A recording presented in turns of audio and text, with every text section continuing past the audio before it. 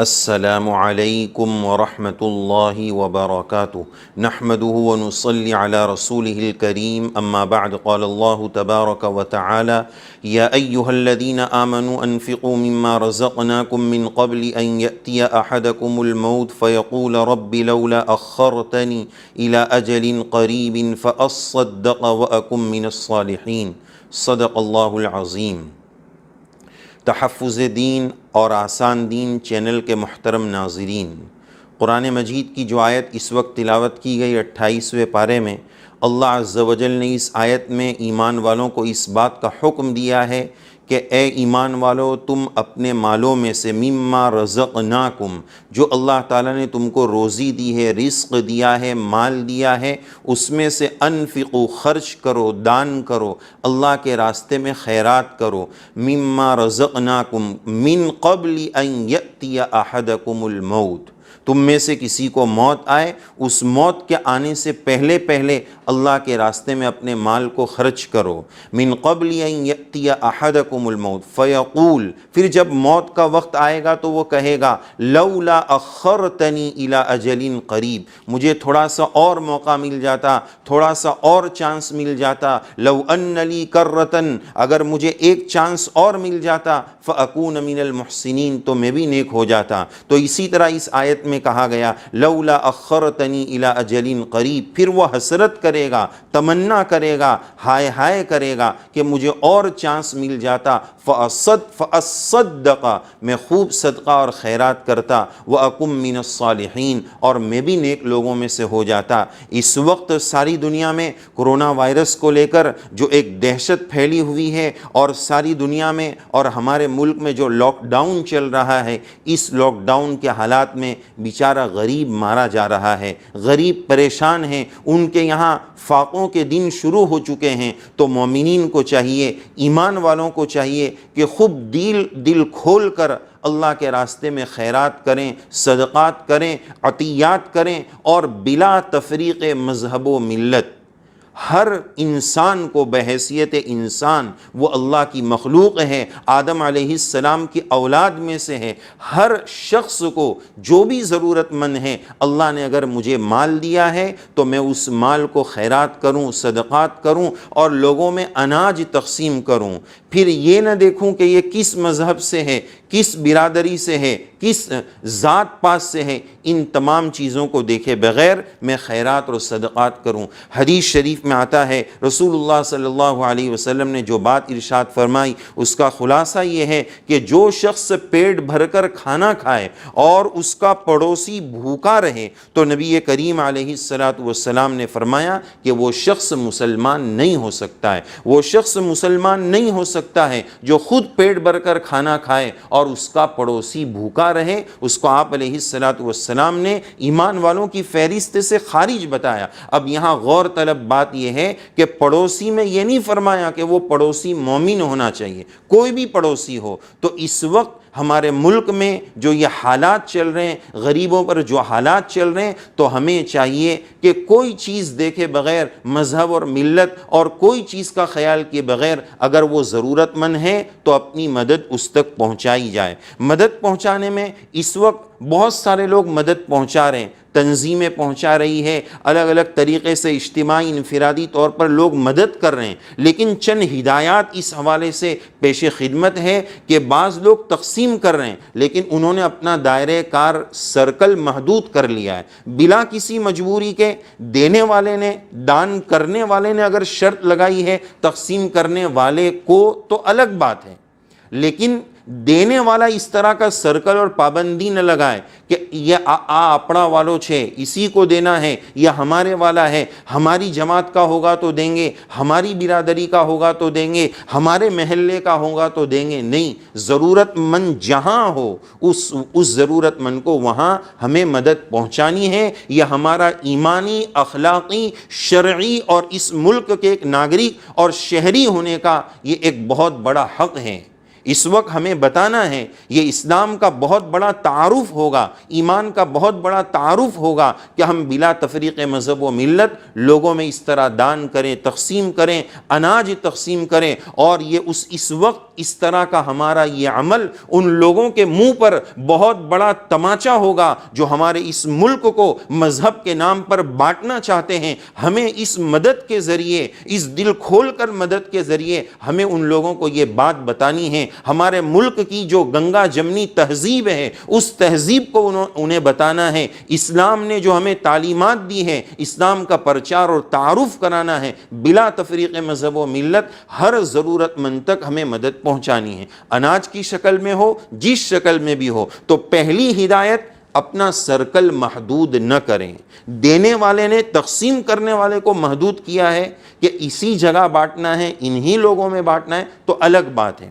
دوسری بات کہ نام اور نمود اور شہرت کے فوٹو بن رہے ہیں، ویڈیو بن رہے ہیں اور لوگوں کو دکھایا جا رہا ہے، حاجی صاحب کے نام کا پرچار ہو رہا ہے، اس نام و نمود کی کیا ضرورت ہے؟ حدیث پاک میں رسول اللہ صلی اللہ علیہ وسلم نے جو بات بتائی ہے کہ 7 لوگ ایسے ہوں گے جن کو عرش کا سایہ اس دن نصیب ہوگا جس دن کوئی سایہ نہ ہوگا، اس میں ایک وہ شخص بھی ہے جو داہنے ہاتھ سے، سیدھے ہاتھ سے، رائٹ ہینڈ سے دان کرتا ہے اس طرح کہ اس کے الٹے ہاتھ، بائیں ہاتھ کو بھی پتہ نہیں چلتا ہے۔ یہ حدیث پاک میں نبی کریم علیہ السلام نے بتایا۔ آج لوگ تقسیم تو کر رہے ہیں لیکن چاہتے ہیں میرا نام ہو، پیپر میں آئے، نیوز پیپر میں آئے، اشتہار میں آئے۔ اس نام و نمود کی کیا ضرورت ہے؟ ہاں، فوٹو کھچانا، ویڈیو بنانا کوئی قانونی ضرورت کے تحت ہو تو الگ بات ہے، لیکن شہرت کے لیے، ریاکاری کے لیے اس کی کیا ضرورت ہے؟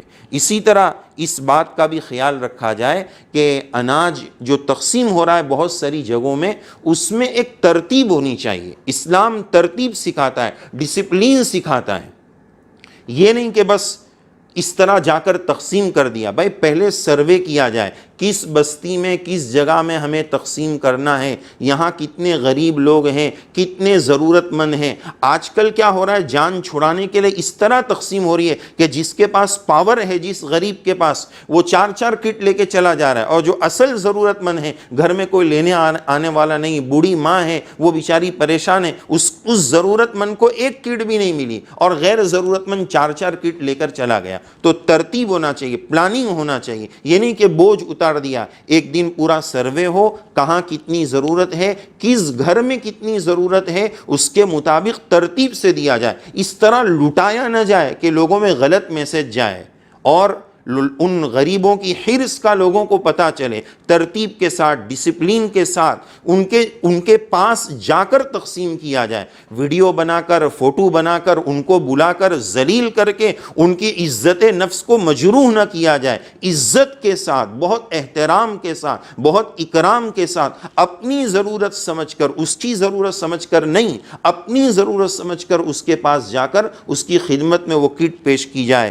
ان ہدایات کی روشنی میں ہمیں جو ہے غریبوں کی مدد کرنی ہے، اناج تقسیم کرنا ہے۔ اس وقت جو لوگوں میں تقسیم ہو رہا ہے وہ 2 طریقے کے ہو رہے ہیں۔ ایک تو جو بلا فیملی کے لوگ شہروں میں بستے ہیں، الگ الگ جگہوں پر بستے ہیں، لوگ ان کو صبح شام بنا ہوا کھانا تقسیم کر رہے ہیں کہ ان کے گھر میں بنانے والا کوئی نہیں۔ تو ایک تقسیم کی ترتیب یہ بھی ہے۔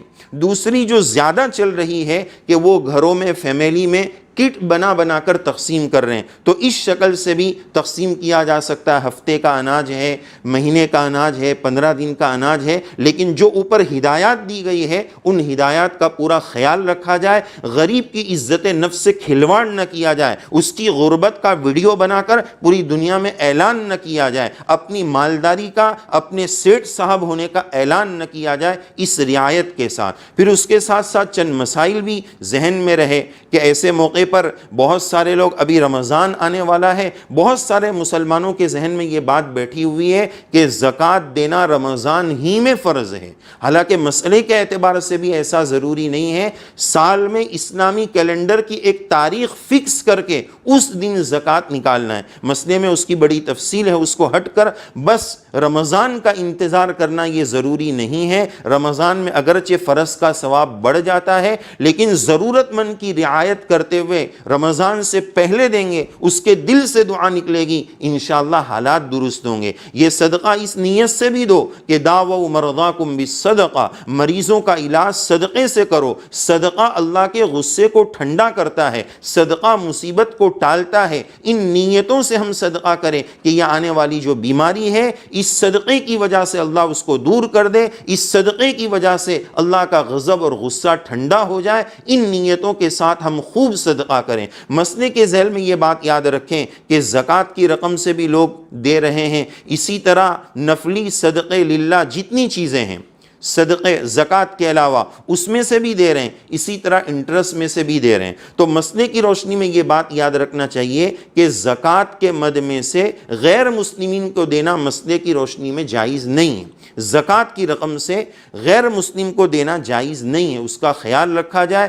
غیر مومنین کو دینا ہے تو صدقے کی رقم میں سے دے، للہ کی رقم میں سے اللہ کے لیے دینا ہے اس میں سے دے۔ اور علماء نے ایسی مجبوری کے موقع پہ انٹرسٹ کی اور سود اور بیاج کی رقم سے بھی غیر مسلمین کی مدد کا جواز اور اس کا جائز ہونا لکھا ہے۔ بہرحال رمضان کا انتظار نہ کریں، اس وقت پوزیشن نازک ہے، غریب پریشان ہے، چند دن کا اناج مل چکا ہے، اب آئندہ بہت لمبی مدت باقی ہے۔ ہم دل کھول کر اپنی رمضان کی زکوٰۃ ایڈوانس میں ادا کریں، انشاءاللہ ادا بھی ہوگی، اور رمضان میں جتنا ثواب ملنے والا ہے اللہ عز و جل کی ذات سے امید ہے اللہ تعالیٰ ضرورت مند کی ضرورت پوری کرنے کی وجہ سے، اس کے دل سے دعا نکلوا لینے کی وجہ سے اس کا بہت زیادہ ثواب عنایت فرمائیں گے۔ اللہ عز و جل سے دعا ہے اللہ تعالیٰ غریبوں کے حال پر، ہم سب کے حال پر رحم فرمائیں، اور مالداروں کو وہ دل عنایت فرمائیں مال کے ساتھ ساتھ کہ وہ دل کھول کر صدقات اور عطیات